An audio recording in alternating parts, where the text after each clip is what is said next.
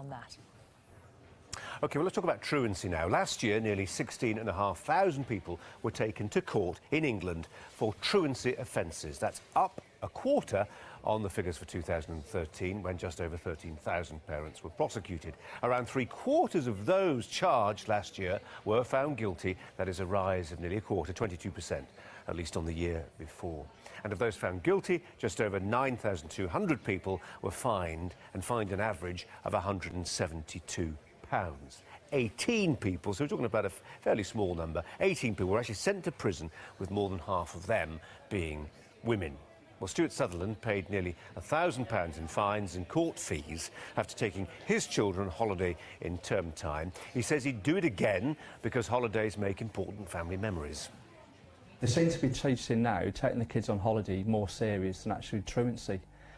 My kids' attendance all throughout their school time has been excellent. We've had no problems at all with their education, and I feel as though that they're entitled to a holiday as much as anybody else. Because me and my wife are both shift workers, we unfortunately couldn't get time off at the same time over the 6 weeks period.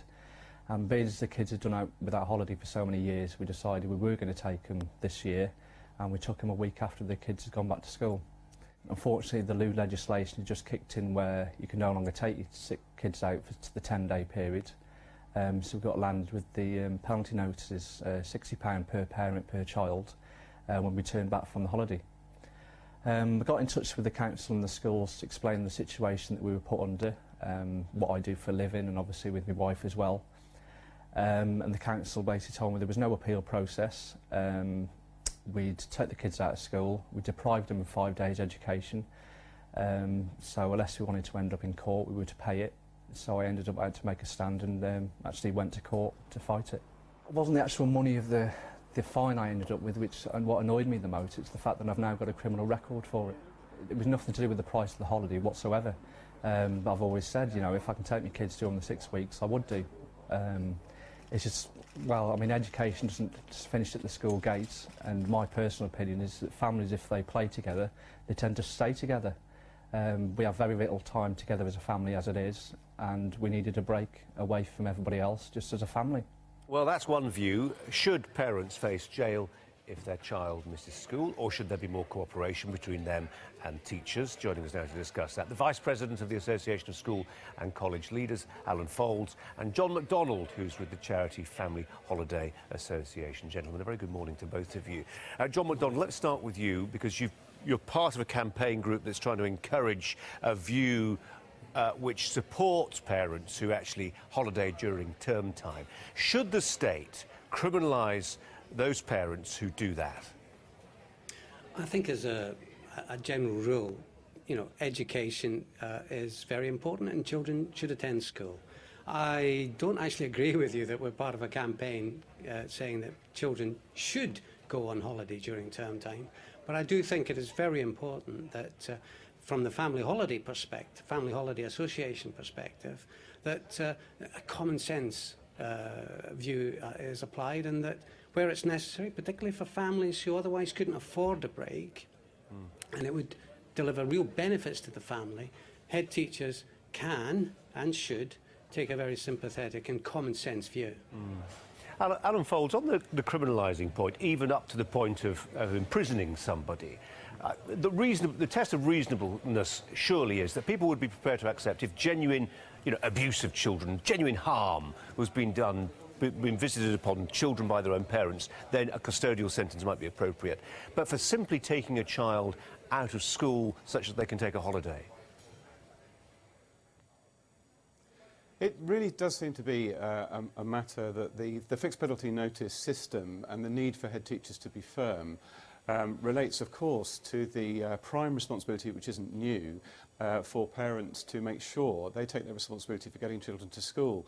Now, what underlines the problem, I think, is the perceptions or the misperceptions about the effect of even a small break of 5 days. It was interesting to listen to Stuart's experience there.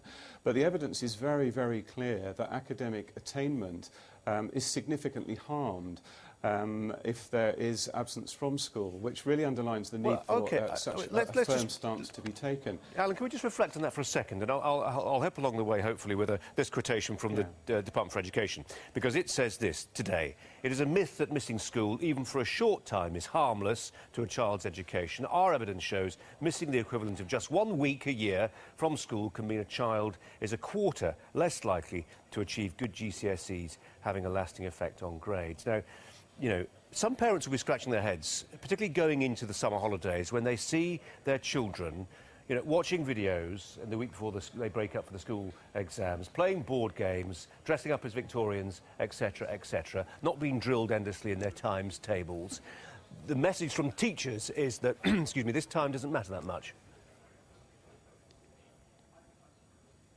I think that the message from teachers is that the work that goes on in schools is actually incredibly important. Let me just reinforce some of the statistics Mixed messages, Alan. I'm hearing there. Mixed messages.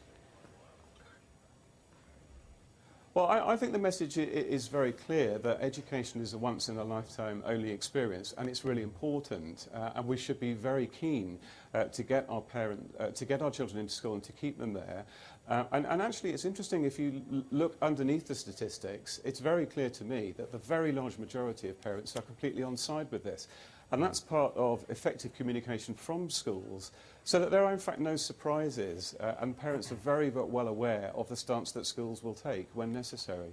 John McDonald, do you buy that? And I'm just rereading that quote again, and I'm struggling to really believe it, that this is what the Department of Education is saying. Well, I struggle along with you, actually. Well, I mean, they are saying, and I'll just repeat it to our viewers, that their evidence shows that missing the equivalent of just 1 week a year from school can mean a child is a quarter less likely to achieve good GCSEs, having a lasting effect on grades. Do you buy that? No, I don't.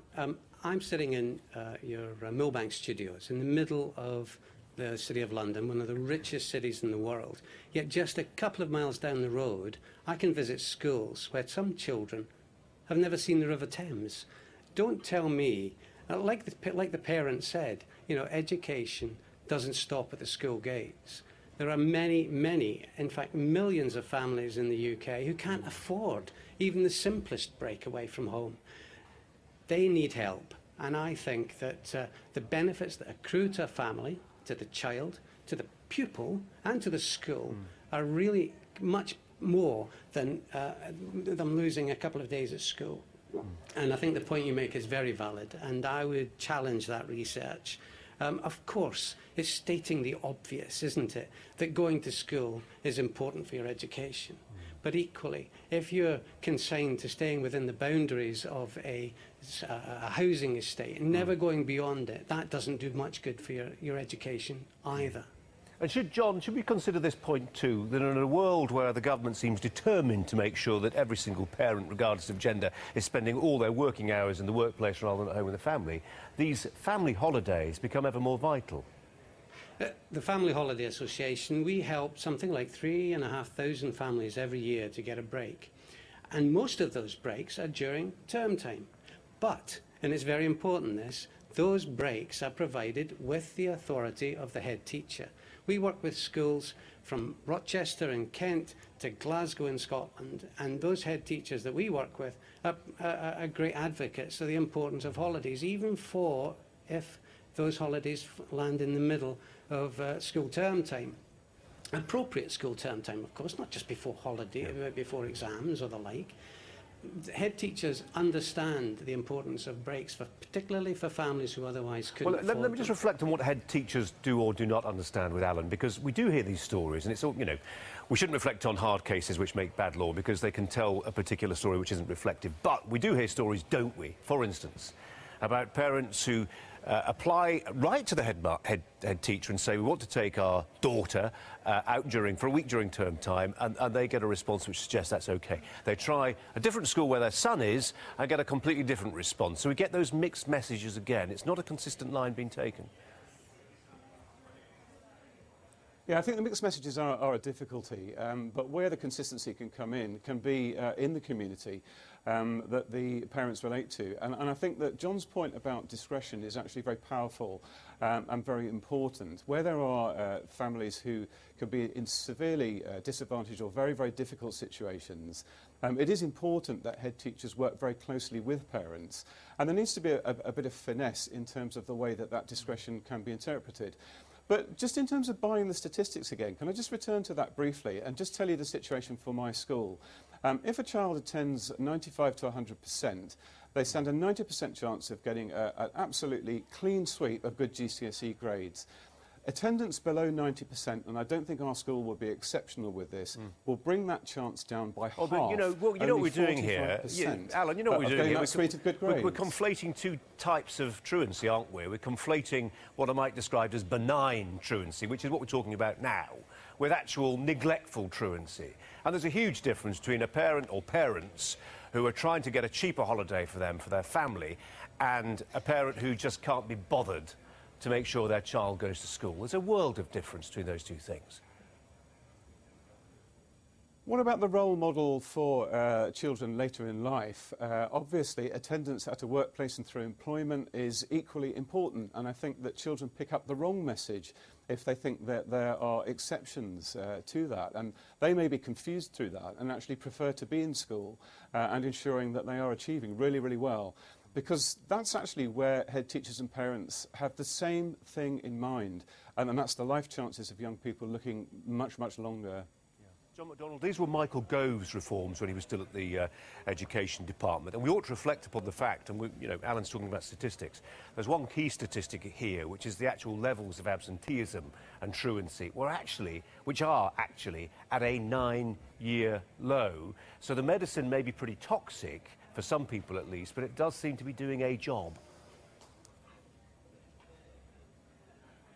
Yeah, I think there is a job being done by this, and it's quite interesting as well. If you think about the fine, I think the average fine at the moment is something over £170. Now, you set that against the first fixed penalty notice of £60. It begins to say that there may be issues where there are, I might be incautious with my language here, but repeat offenders, people who are adopting a very, very principled view. But I would suggest a very, very small minority of parents, most parents are on side, recognise the importance of getting their child to school. John McDonald, will give you briefly the final word. Go on. I think we're being a bit unkind to parents here. You know, you are right. There's two different types of truancy. There's the persistent truant that really needs a lot of help and support. And there's the odd few days being taken by parents who want to take their families on holiday and can't afford the peak time break costs. I think we've got to be fair and apply common sense. And that's what we do at the Family Holiday Association. John McDonald, Alan Foulds, thanks both very much indeed. Jane.